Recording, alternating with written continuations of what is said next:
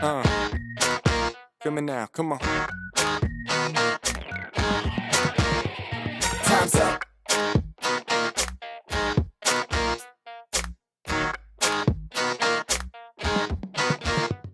Time's up. Hello, everybody, and thank you guys for joining us again. My name is Victor Verb. I'm here with my good friend, Mr. Jeffrey Young. Jeff, how's it going? Welcome back from Las Vegas. Yeah, I am doing fantastic fresh off of that trip to Cisco Live. Still recovering a little bit from lack of sleep, um, indulgence, and just, travel and digging out, but doing great, man. Excellent. We'll get to the show in a minute. Let's talk about the good stuff, dude. How did you do in Vegas, man? What's your game of choice out there? Uh, you know, I really, really enjoy playing blackjack. Okay. I'm not. I get the basic concepts. I'm okay at it, but as with most gambling, the losses far outweigh the winnings. However, if I sit down and play and lose a little bit of money and it's entertaining and I have a good time, it's okay. And I always get accosted by the stupid slot machines as I'm standing there waiting to meet someone for dinner or something. I go, let me throw $20 in here and lose that. And wow, that was 3 to 5 minutes, but okay. So no, man, it was okay. I made a little bit of a comeback the last day when I had to check out and I was just kind of wandering around the casino. Nice. So didn't end up too bad. Still have a house, still in the same There you house go. that I. There you go. So yeah. Any? So Are you a sports book guy? Any sports book bets before? Nothing crazy before you left? no, it's one of those things that I feel like I always kick myself and go, I should go put money on, this football team or this hockey team, and then I never do. Um, but yeah, no, I don't really get too much into that. I know that there were some people from our organization that, were running around putting some money out on some. I guess the NBA finals are going on and hockey was just getting ready to roll. So I think there were some people interested in those two sports. What about you? What'd you get into while you were out there? Well, what didn't I get into when I was out in Las Vegas? But I'm a craps guy, so like I Yeah. can't do blackjack. If I'm at a blackjack table, I'm the guy that like all of the regulars hate because I'm like hitting on 15, and I'm like, well, maybe I'll get a six. So like I am that guy, so I just don't play because I don't want to piss anybody off. So I'm a big craps guy. I love craps. So like, but I didn't do too bad. Like, the first night that we were out was good. It was quite the turnaround. It didn't start off very good, but Yeah. ended well. That's kind of how craps goes. It's you kind of ride the wave, and it's got its ups and downs. If you happen to be in there during the up, you make it. Second night not so good, but much the same. I still got the house. There's Yeah. still a roof Yeah. over my head, so I didn't come home poor. I got the beers paid for themselves. We'll put it that way. Yeah, there you go. That's always good. Yeah, you gotta belly up to the table, right? Yeah, that was Exactly. I know that there's obviously along with yourself, I think there's some other people that have a pretty strong passion for craps, and I have never been to one of the tables. I mean, I've looked at it and gone, I don't even know what all these bets are. Um, I group of friends in high school, right? We'd shoot craps in a corner of the gym during or before school and after, or I'm sorry, during lunch. And I understand those rules, but all those other bets that are out there on that table, I have no idea what goes on. Dude, I My tell you what, plan, man, street craps is a whole much easier game. I've yeah, played street craps before. It is way easier. There's a hell of a lot less to try to remember what's going on. yeah, and then yeah, I can play that. My plan was I figured I would. I know that we had some events and that kind of thing, and some groups went here and some groups went here. My plan was to just stand next to you and go, okay, Vic, bet this, I'm betting that, and then I have somebody to blame, right, when I don't win. But yeah, no, I did a little bit of nerdy research of watching stuff on YouTube before I went, and I'm like, nah, this is just Nice. It's too complicated. I'm just gonna go count to 21 over at this table and figure it out from There's a there. lot of money moving around a craps table, man. It's very easy to be very up and then very, very easy to be very, very down. Yep, yep. So yeah, no. So I mean, I think it was great being back out there and being in person. Man. We've talked a couple times. We've done a couple partner events and Hmm. slowly easing back into things. And this was the first big one that Verify has been out to. We actually had our organization, the entire company there. So while people were doing, working the booth and, scanning and talking to people, um, our dev team, our QA team was, kind of using it as a get together to put their heads together and work on some things in person, which, in all honesty, I've been with the organization about a year and a half, but I don't think that's really happened since 2020. So that was kind of cool to see and cool to meet people that I am with and I'm on meetings with, but I've never actually met them in person. So that was pretty cool. Yeah, it was awesome because look, I've been here. I kind of started here, pre-pandemic, just kind of pre-pandemic. So I got to, enjoy some of the company outings and the team get-togethers, and then everything kind of went to hell in a handbag, and everything just really kind of stood still. But since then, I mean, we've hired quite a few people. Oh yeah. So it was. I have to agree. It was great to put faces to the names, and again, seeing people virtual, seeing people through WebEx. It's just different than when you're hanging out with somebody in person, having dinner, having cocktails, and things like that. So yeah, it was great to see the whole company out there, and great to again just get that camaraderie going where you're just hanging out with everybody. People are jumping in the pool and all that fun stuff. Yeah. Yeah, and I thought the booth activity was good. So this is the first time I've been with a vendor. I've been to Cisco Live, I don't know, probably 10 times before. Always from a partner standpoint. So running around, first couple of years I got to run around and get all the swag, and then I was like, at some point it clicked, and I'm like, why do I need some of this stuff, right? Um, and then it was getting to all the sessions and that kind of thing. So it was a little different being there from the vendor side. I think it was awesome seeing again, some of those customers that we have meetings with, and I mean, I know you interact from a support standpoint and demos and evaluations, but people that we email on the partner side where I focus a lot, meeting so and so from a partner that we do a bunch of business with, and being able to just sit down and have drinks or have dinner and that kind of thing, I thought was fantastic, and I hope that we can continue to kind of move forward in that direction. Yeah, no, I agree, and I think I got a lot of good feedback. A lot of good feedback from existing customers. I know I must have spent 20, 30 minutes with one of our customers. Just kind of going over some things that they would like to see from a product perspective. Yeah. And the cool thing about it is look, we've all talked to customers, and they want things. Sometimes they want things that are just so outlandish or epic that it's hard to roll something out in any type of fashion, that's going to make it quick. Um, but some of the things, some of the feedback that we got was excellent, about what we're doing, where we're going, but also some general improvements that are really relatively easy to roll out, and some things that we're already starting to put in place just regarding some of the report templates and dashboards and things like that. So just awesome feedback from a lot of our existing customers on improvements, as well as just, comments on where we're going and how we handle things. A lot of people are loving the webinars and the podcasts, just a great way to be able to keep their teams updated with the webinars. And then the podcasts are just they're entertaining, kind of lets people know a little bit about us and where we're going and some of our team members. So yeah, the in-person thing is just it's invaluable. It's just an awesome experience to be able to see a lot of these folks. Yeah, it was nice to be able also to break out of the booth and do. We had the large appreciation event, the top floor of one of the hotels there in Las Vegas, and um, it was cool. We walked in, and it was still sunlight out. I mean, it was 100 and something degrees. But as our event went on, right, it got dark, and then you could see the lights of everything, and I mean, we were overlooking the entire strip in Las Vegas, and again, just being able to grab some time, sit down at the bar and have a conversation about, what's working, what's not working. Is there anything that we can do to help? Especially, again, from our channel partner perspective, how can we help you guys?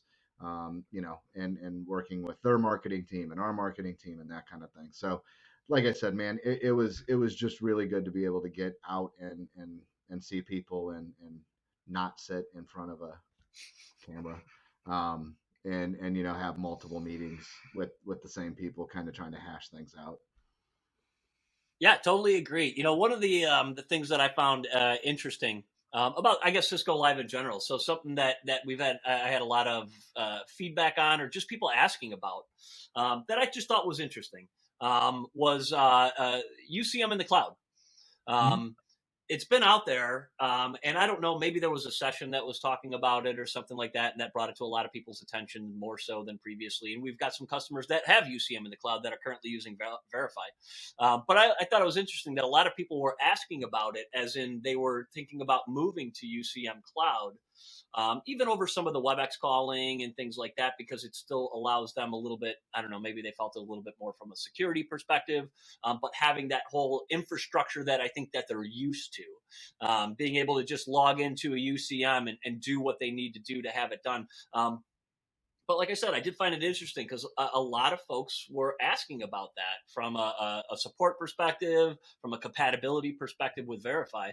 So being able to just kind of say, hey, if for us, it's no different than a UCM. It's just a different way of connecting to it. We're still receiving the data. It's still an Axle query the same way that it is now. It's just not on your premise. Right. I always look at that like, dude, it's just a server in a different data center. Like, it's more complicated than that, but yeah, as long as we can talk to it, we can pull the information, right? And I think that's the thing, right? Is that there's it's not much secret that a lot of the vendors, telephony providers, I guess I should say, are moving into cloud, whether it's Cisco, a non-Cisco product, and that kind of thing.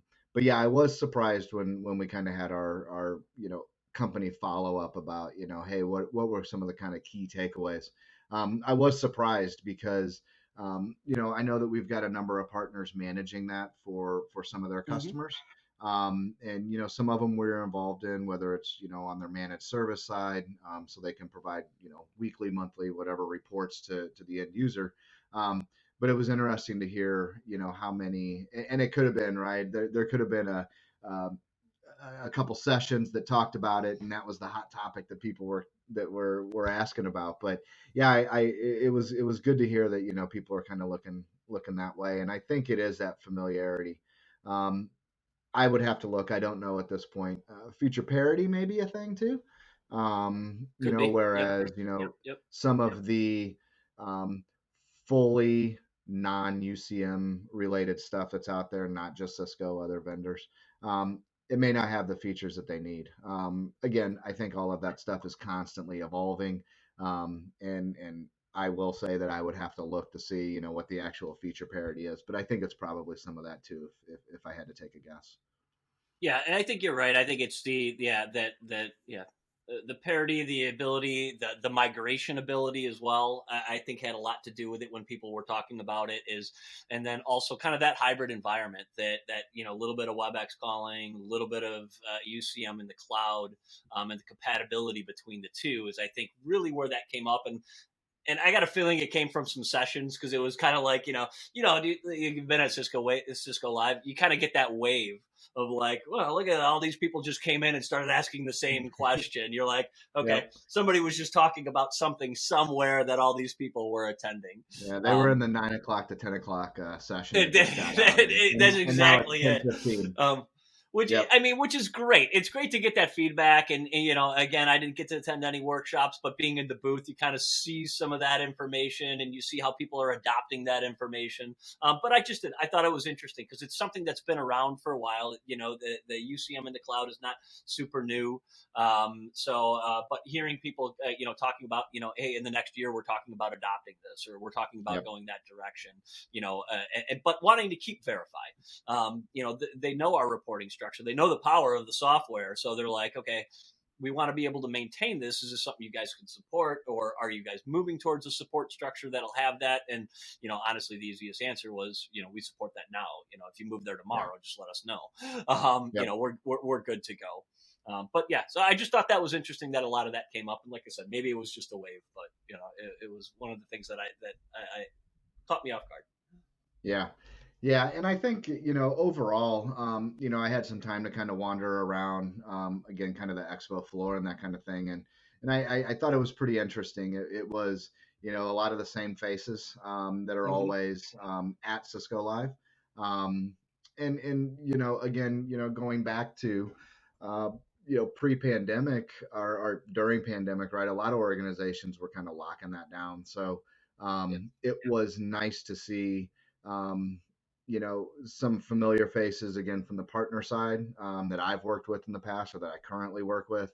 A lot of people have moved companies, which again, during this whole thing, I was one of those people, but it was pretty surprising to see, people that had moved, from between 2020 and 2022. But again, I don't think I can fully express. I mean, it was great being able to get out and interact and again, the feedback that we received was invaluable. And just being able to kind of sit down and spend time with people, it was fantastic. Yeah, absolutely. I couldn't agree more. And one of the cool things that kind of came out of this is we did a lot of success stories when we were at Live. Thank you for everybody that joined us for a success story. We really, really, really appreciate it. So we had some good success stories. A lot of customers. We had some Verify guys out there with a camera, just kind of getting feedback from customers and things like that. So, again, thank you for everybody who participated in one of those. Those are always nice to see. And again, that's the benefit of doing things live is you kind of get to just, hey, spur the moment. What do you think? What do you want? Where are you going? But those are always great. And we'd love to see it. We'd love to hear from our customers. So, yeah. And was it Sky Lounge? Skyfall Lounge. Skyfall Lounge, thank you. But yeah, that was awesome, man. What a great place. Yeah, there was some discussion of us doing a podcast during that event, and I think we just decided not to do that because we would have customers and partners and it might be kind of noisy. But in looking back now, it's probably a really good idea that we didn't just say, hey, let's go over here and do a podcast because I think we were all enjoying ourselves and having a good time with people. So. Oh yeah, definitely. definitely. Yeah. So back to just go back to the success stories that you mentioned. For anybody out there, we like to do those anytime. We obviously can do stuff remote too. So, some of the stuff with people attending sessions and that kind of thing, maybe they had tests scheduled. For anybody that's interested in that, your account team can definitely help coordinate that. So if there's anybody else kind of floating around out there that would like to do a success story, we would be super appreciative. But again, we can organize that and do it via WebEx or some other remote utility if needed. All right. So for everybody, we're going to go ahead and wrap up. Quick word on EFT 13. EFT 13 is out and now available. You can jump over to planet.verify.com to sign up for that, and we will get you registered. Vic, you want to hit a couple of the high points on that EFT? Yeah, absolutely. Super excited to get 13 out. I know it's been culminating for a while with 13, but we're going to have database archiving out in 13, which is a huge release for us to kind of help all those customers out that have that longer retention period, that longer database. Kind of help keep that day-to-day operation running smooth while we're kind of archiving some of that longer storage data off onto another server. So super excited about that. That's been a baby of mine to get out for a while. Also, audible alerts are rolling out with EFT 13. So looking forward to that. Those are those CCX audible alerts where, if your queue hits a certain threshold, besides being able to just change colors, you're going to go ahead and get those audible alerts. And then also the cube sequencing. So you can actually break out your cube sequences events between, how many are being answered, how many are being sent out of the cube, what peer IDs they're using, and really kind of dig into some of those cube metrics. So those are just a few things that are in EFT 13 that we're super excited to get out. Awesome. So again, hit planet.verify.com, sign up for that EFT, and we'll be able to assist with getting you installed. Thank you, everybody. Hope everybody has a great day. Time's up.